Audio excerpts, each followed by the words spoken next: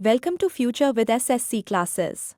आज के इस वीडियो में हम एसएससी सीजीएल और सीएचएसएल की तैयारी करेंगे और इस चैनल पे एसएससी जीडी की भी क्लासेस चलती है, आप उसका प्लेलिस्ट देख सकते हैं। चलिए देखते हैं आज का क्वेश्चंस। गांधी मंडेला अवार्ड 2022 में किसे मिला? Who got the Gandhi Mandela award 2022? A. Bhagyashree, B. V K Singh, C. Dalai Lama, D. Chandi Prasad Bhatt. इसका सही जवाब है दलाई लामा। गांधी मंडेला पुरस्कार के बारे में और कुछ बातें। 2019 के लिए पहला गांधी मंडेला पुरस्कार नवंबर 2022 में परम पावन 14वें दलाई लामा तेंजिन ग्यात्सो को दुनिया भर में शांति और सद्भाव फैलाने में उनके उत्कृष्ट योगदान के लिए प्रदान किया गया। चलते हैं अगले क्वेश्चन पे। हरेली त्योहार, हरेली फेस्टिवल निम्नलिखित में से किस राज्य में मनाया जाता है?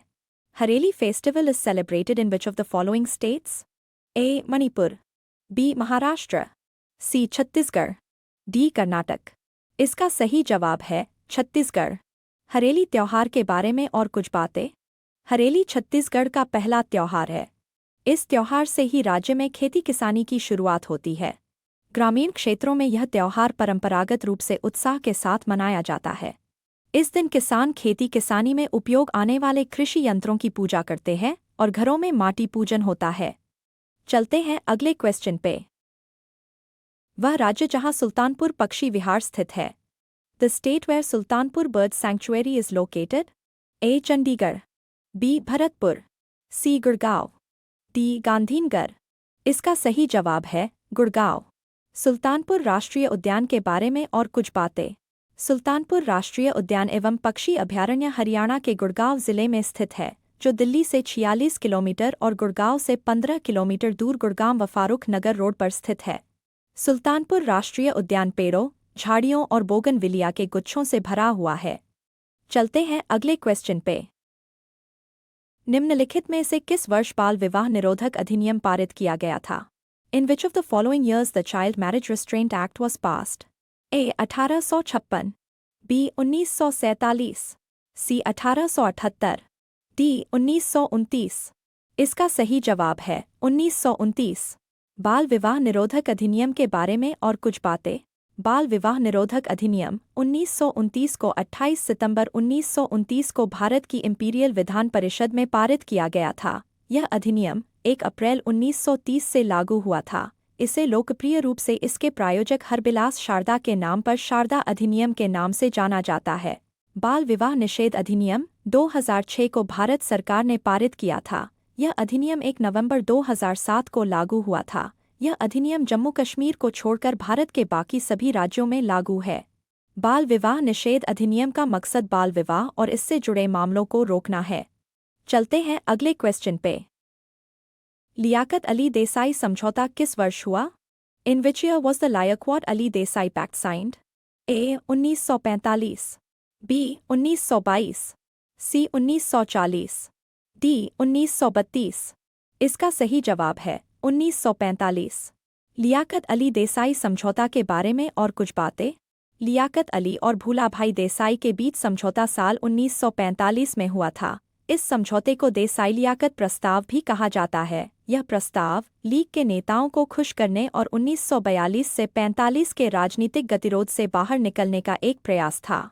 इस समझौते के तहत केंद्रीय विधानमंडल में कांग्रेस और लीग द्वारा नामित व्यक्तियों की संख्या बराबर रखी गई और अल्पसंख्यकों के लिए 20% आरक्षित सीटें तय की गई। चलते हैं अगले क्वेश्चन पे। निम्नलिखित में से किसने बनारस हिंदू विश्वविद्यालय की स्थापना की थी? Who among the following founded the Banaras Hindu University? A. Rabindranath Tagore, B. Ganesh Shankar विद्यार्थी, C. गोविंद वल्लभ पंत, D. मदन मोहन मालवीय। इसका सही जवाब है मदन मोहन मालवीय।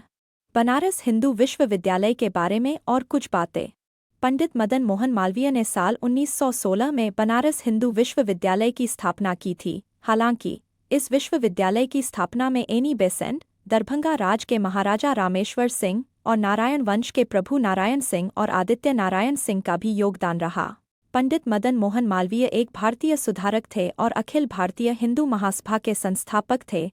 बनारस हिंदू विश्वविद्यालय को पहले सेंट्रल हिंदू कॉलेज के नाम से जाना जाता था। इस विश्वविद्यालय के मुख्य परिसर का निर्माण बनारस के वंशानुगत शासक काशी नरेश ने दान की गई जमीन पर करवाया था।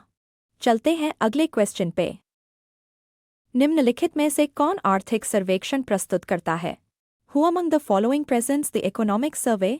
ए. प्रधानमंत्री, बी. वित्त मंत्री, सी. वित्त सचिव, डी. लोकसभा अध्यक्ष। इसका सही जवाब है वित्त मंत्री। आर्थिक सर्वेक्षण की प्रस्तुत के बारे में और कुछ बातें। भारत का आर्थिक सर्वेक्षण भारत सरकार के वित्त मंत्रालय द्वारा प्रकाशित किया जाता है। यह एक व्यापक दस्तावेज होता है।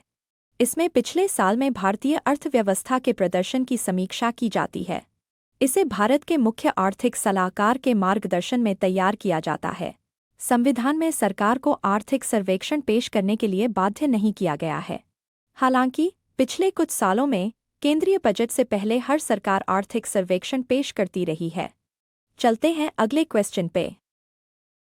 कृषि संविधान की 7वीं अनुसूची की किस सूची का विषय है? Agriculture is a subject of which list of the 7th schedule of the Constitution? A. संघ सूची, B.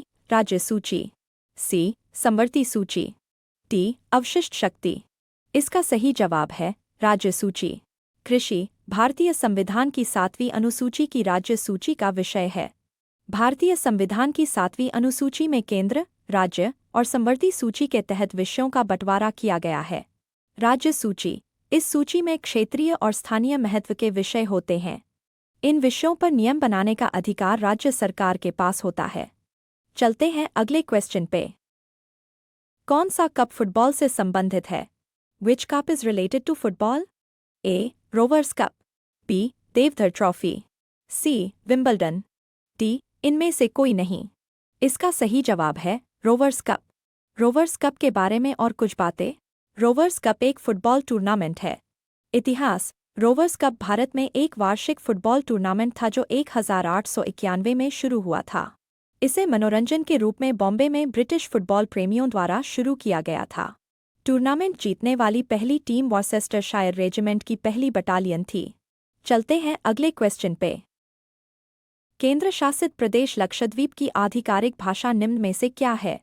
Which of the following is the official language of the Union Territory of Lakshadweep? A. Tamil, B. Malayalam, C. Great Andamani, D. Sinhala। इसका सही जवाब है मलयालम।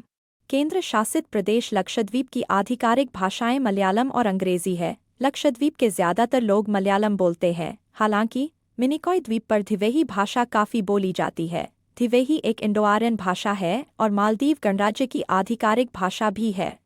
चलते हैं अगले question पे। दक्षिण का उद्यान कहलाता है। The garden of the south is called A. Kaveri delta, B. Godavari delta, C. Mahanadi delta, D. इनमें से कोई नहीं। इसका सही जवाब है कावेरी डेल्टा।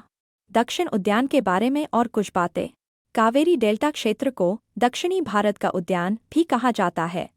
कावेरी नदी के नाम से जानी जाती है। दक्षिणी भारत की सबसे महत्वपूर्ण नदियों में से एक है। चलते हैं अगले क्वेश्चन पे। भूटान का राष्ट्रीय खेल कौन सा है? What is the national game of Bhutan? A. Badminton, B. Basketball, C. Football, D. तीरंदाजी। इसका सही जवाब है तीरंदाजी। भूटान का राष्ट्रीय खेल के बारे में और कुछ बातें। भूटान 3 मुख्य क्षेत्रों में आधुनिक अंतर्राष्ट्रीय खेलों में भाग लेता है। राष्ट्रीय खेल तीरंदाजी आधुनिक उपकरणों का उपयोग करके अंतर्राष्ट्रीय और घरेलू स्तर पर खेला जाता है और राज्य में एक ओलंपिक तीरंदाजी टीम है। चलते हैं अगले क्वेश्चन पे। भारतीय संविधान में वर्तमान में कितने मौलिक कर्तव्यों का वर्णन किया गया है? How many fundamental duties are currently mentioned in the Indian Constitution? A. 9, B. 10, C. 11, D. 12। इसका सही जवाब है 11। मौलिक कर्तव्यों के बारे में और कुछ बातें।